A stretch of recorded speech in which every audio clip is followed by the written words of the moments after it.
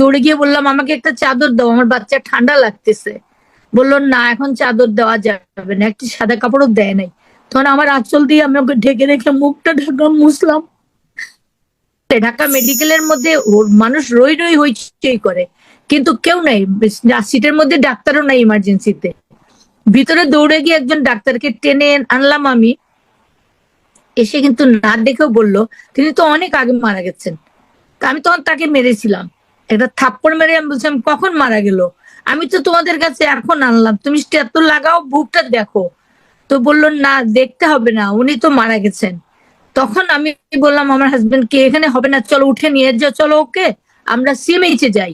তখন ওই ডাক্তার বলে না আপনি তো ওনাকে নিতে পারবেন না, এখন ম্যাজিস্ট্রেটের লাগবে, পারমিশন লাগবে। আমি তো হতভম্ব হয়ে গেলাম, কিছু করার নাই। ওকে টেনে তারা ট্রলিটা বাইরে নিয়ে আসলো মেডিকেলের বারান্দায়। তখন আমি দৌড়ে গিয়ে বললাম আমাকে একটা চাদর দাও, আমার বাচ্চা ঠান্ডা লাগতেছে। বললো না এখন চাদর দেওয়া যাবে না, একটি সাদা কাপড়ও দেয় নাই।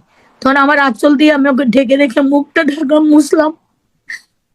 আমি অনেক চেষ্টা করেছি বুকের উপর ঢেকে তারে ঢেকে রাখতে। 2-2.5 ঘন্টা আমার হাজবেন্ড চলে গেল ম্যাজিস্ট্রেটের কাছে, সাহান দৌড়াই নাকি চলে গেছে ভাবির কাছে বাসায়।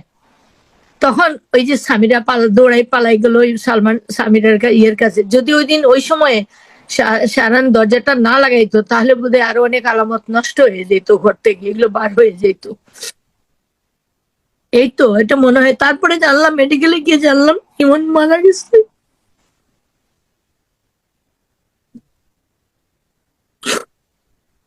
আমি কোনোদিন কাঁদতে পারি নাই আমার ছেলে মারা গেল।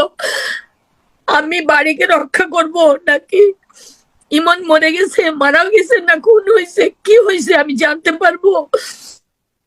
আমি জানি না। আমি সারাদিন পরে আমি গাড়িতে উঠে তারা লাশটা সব নিয়ে গেল, নিজেরাই সব করে ফেললো। এফডিসির মানুষ এফডিসিতে নিয়ে গেল, জানাজা করলো, গোসল করাইলো, গাটা ঢেকে দিল। আবার লাশ পচে যাবে বলে আমাদের সিলেটও টেনে নিয়ে গেল।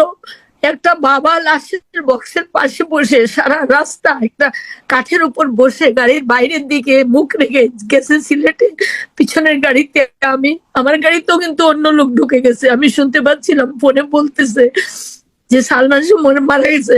তখন ওরা বলতেছে কি জানি জিজ্ঞেস করছে, বলে না না হ্যাঁ হ্যাঁ ওই যে আমি পিছনের গাড়িতে আছি, সামনের গাড়িতে লাশ যাচ্ছে, আমি সিলেট যাচ্ছি, মানে ইন্ডিকেশন দিচ্ছে। আমি মনে হয় 4 বোতল পানি খেয়েছিলাম ওই ফেরিতে গিয়ে, এক বোতল করে আমি 4 বোতল পানি